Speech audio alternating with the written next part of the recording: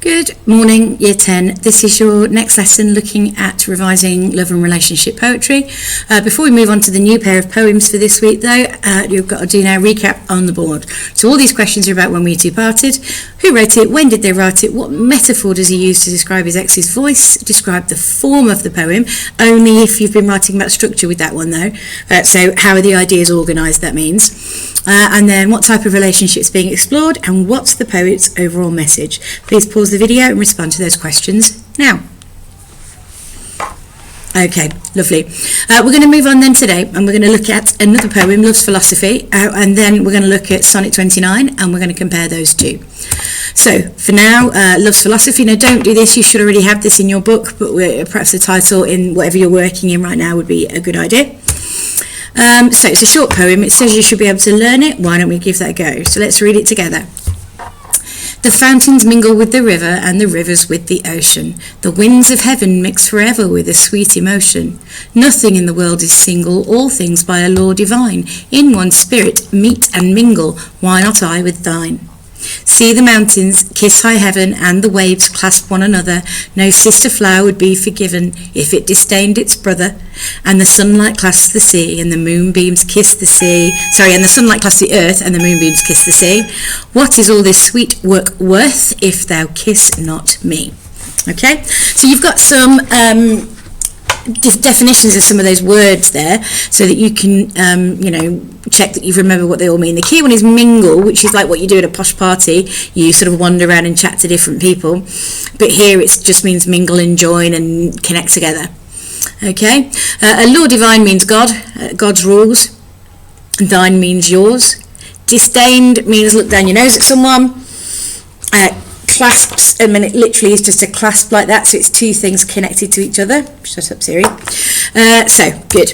Right, who's the speaker talking to? What's the tone of the poem? Is it serious or is it light-hearted? What's the relationship in this poem? What's he trying to, talk about? What's his overall message? What's he saying to the person that he's talking to? Pause the video and do that now. Okay, so he's talking to a girl that he fancies. It's a light-hearted, flirtatious, funny poem. It's meant to be anyway. The relationship is potentially romantic. It's somebody he's got a crush sort of thing would be another way of saying it. And the message is everything in nature touches one another, so why should we wait to have sex? Okay, or kiss or anything like that. So, the poem explores the relationship between two lovers. The speaker in this poem is talking directly to his lover or want-to-be lover, and the tone is somewhat light-hearted as he's trying to persuade her to show him some physical affection in the form of a kiss. He argues that elements of the natural world meet and mingle, so why shouldn't they as human beings? This poem was written during the Romantic period and typically explores the poet's feelings with reference to nature and the natural world. The relationship being explored is that of an intimate couple. It's a simple poem using natural imagery to persuade his lover that kissing is a natural way to show affection. So overall then we're saying give me a snog, that's what he wants. So have a go at writing that yourself. You can always look back at the model example there, but again it's always better for you to have a go yourself first and then check back and add things in that you missed. Pause the video and do that now. Okay, if you've got a green pen, use a green pen. If you haven't, don't worry about it, just use whatever you've got to hand. But read back through what you've just written. So the sophisticated version is here. You then wrote your own. Do you think it sounds sophisticated and clever? And can you spot any spellings that you might have got wrong? Okay. Next, can you find any of the following literary techniques? So natural imagery just means nature's being described. Personification is making something sound like a human when it's not. Religious language is anything to do with God.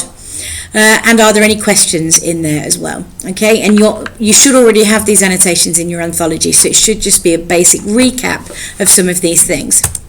Okay, and we'll pick that up then next lesson. That's the end of today's. Thanks, guys.